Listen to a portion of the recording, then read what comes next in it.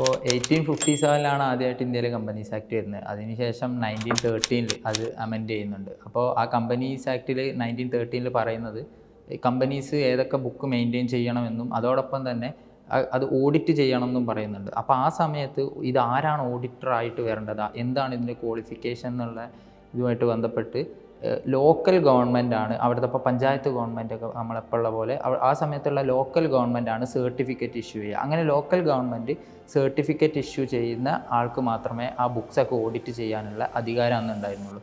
പക്ഷേ അന്ന് ഇന്നത്തെ ഇന്ന് വ്യത്യാസമായിട്ടുള്ള എന്താണെന്ന് വെച്ച് കഴിഞ്ഞാൽ ഇന്ന് നമുക്ക് ഇന്ത്യയിൽ എവിടെയുള്ള കമ്പനിയുടെ ഓഡിറ്റർ ആവാനും നമുക്ക് പറ്റും. നമുക്ക് ഏത് കമ്പനിയുടെ ബുക്സും നമുക്ക് ഓഡിറ്റ് ചെയ്യാൻ വേണ്ടി പറ്റും. പക്ഷെ അന്ന് ആ പഞ്ചായത്തിൽ അല്ലെങ്കിൽ ആ ലോക്കൽ ഗവൺമെൻറ്റിൻ്റെ പരിധിയിലുള്ള കമ്പനി ഏതാണോ അവരുടെ ഇത് മാത്രമേ നമുക്ക് ചെയ്യാൻ പറ്റുള്ളൂ. അതായത് നമ്മൾ എവിടെ നിന്നാണോ നമ്മൾ ഏത് ലോക്കൽ ഗവൺമെൻറ്റിൻ്റെ അടുത്തു നിന്നാണോ നമ്മൾ ലൈസൻസ് എടുത്തത് ആ ലോക്കൽ ഗവൺമെൻറ്റിൻ്റെ പരിധിയിലുള്ള ഇതിന്ന് മാത്രമേ നമുക്ക് ഓഡിറ്റ് ചെയ്യാൻ പറ്റൂ. പിന്നീട് 1918 ഒരു മുംബൈ ബേസ് ആയിട്ടുള്ള ഒരു ഡിപ്ലോമ വന്നിട്ടുണ്ട്. ആ ഡിപ്ലോമയോടെ കൂടിയാണ് അൺറെസ്ട്രിക്റ്റഡ് ആയിട്ടുള്ള ആക്സസ് ഈ ഓഡിറ്റേഴ്സിന് കൊടുക്കുന്നത്. അതായത് ഇന്ത്യയിൽ എവിടെയുള്ള കമ്പനീസിൻ്റെ ബുക്സ് ആയാലും ഓഡിറ്റ് ചെയ്യാനുള്ള ഒരു അധികാരം ആ ഡിപ്ലോമ കംപ്ലീറ്റ് ചെയ്തവർക്ക് കൊടുക്കുന്നുണ്ട്.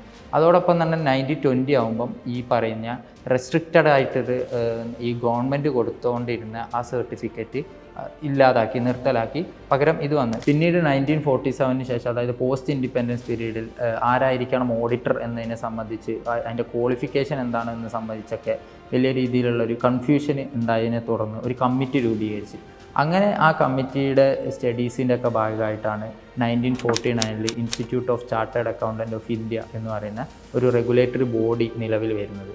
അപ്പം ഈ ചാർട്ടേഡ് എന്ന് പറയുന്ന ഒരു വാക്കിലൂടെ ഒരു പ്രൊഫഷണൽ ഒരു ഹൈലി പ്രൊഫഷണൽ ആയിട്ടുള്ള ഒരു ഇതാണ് എന്നുള്ള ഒരു വാക്കിൽ നിന്ന് അങ്ങനെ ഒരു ഇത് വരുന്നുണ്ട്.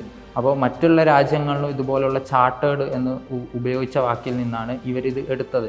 അപ്പോൾ ആ സമയത്ത് അതിനെ സംബന്ധിച്ച് കോൺസ്റ്റിറ്റ്യൂവൻ്റ് അസംബ്ലിയിലൊക്കെ വലിയ രീതിയിലുള്ള തർക്കം നടക്കുകയും അവസാനം institute of chartered accountant of India എന്ന് പറയുന്ന റെഗുലേറ്ററി ബോഡി 1949 ജൂലൈ 1 നിലവിൽ വരുന്നൊരു സ്ഥിതി ഉണ്ടായി. അതുകൊണ്ടാണ് ഈ ജൂലൈ 1 എല്ലാവരും CA ഡേ ആയിട്ട് ആദരിക്കുന്നത്. അപ്പം ഈ ജൂലൈ 1 അത് ഇതേപോലെ തന്നെ ചാർട്ടേഡ് അക്കൗണ്ടൻസ് ഡേ ആയിട്ട് ആദരിക്കുന്ന പോലെ തന്നെ ഡോക്ടേഴ്സ് ഡേ ആയിട്ടും വേറൊരു പ്രൊഫഷനായിട്ടുള്ള ഡോക്ടേഴ്സ് ഡേയും നമ്മൾ ആദരിക്കുന്നുണ്ട്. അപ്പം ഈ ഡോക്ടേഴ്സ് ഡേ എന്ന് പറയുമ്പോൾ ലോകം മുഴുവൻ അത് ആദരിക്കുമ്പം ചാർട്ടേഡ് അക്കൗണ്ടൻസ് ഡേ എന്ന് പറയുന്നത് ചാർട്ടേഡ് അക്കൗണ്ടൻറ്റ് മാത്രം അറിഞ്ഞ് അവരും മെമ്പേഴ്സും സ്റ്റുഡൻസും മാത്രം അറിയുന്ന ഒരു രീതിയിലേക്കാണ് ഇത് പോകുന്നത്. ഡോക്ടേഴ്സ് ഡേ ഈ ലോകം മുഴുവൻ ആദരിക്കുന്നത് എന്താണെന്ന് വെച്ച് കഴിഞ്ഞാൽ ഈ മനുഷ്യരുടെ ഹെൽത്തുമായിട്ട് ബന്ധപ്പെട്ട എല്ലാ സംരക്ഷണങ്ങളും അവരാണ് നൽകുന്നത്. ഈ ഹെൽത്ത് കണ്ടീഷൻ എന്തെങ്കിലും മോശമാകുന്ന സമയത്ത് അവരാണ് ഇടപെടുന്നത് എന്നുള്ളത് കൊണ്ടാണ്. അപ്പോൾ അതേപോലെ തന്നെ ചാർട്ടേഡ് അക്കൗണ്ടൻസി ഈ രാജ്യത്തിൻ്റെ സാമ്പത്തിക ഭദ്രതയെ സംരക്ഷിച്ച് നിർത്തുന്നവരാണ്.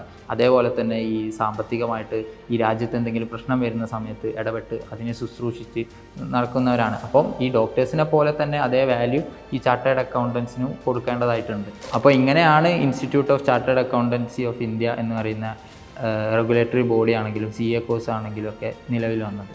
For more informative videos do follow IIC Lakshya.